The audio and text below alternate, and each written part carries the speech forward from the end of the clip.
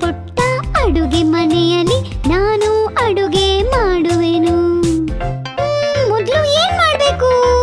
Gas ಒಲೆಯಲ್ಲಿ cooker ಇಟ್ಟು ಮೊದಲು ಅನ್ನವ ಮಾಡುವೆನು.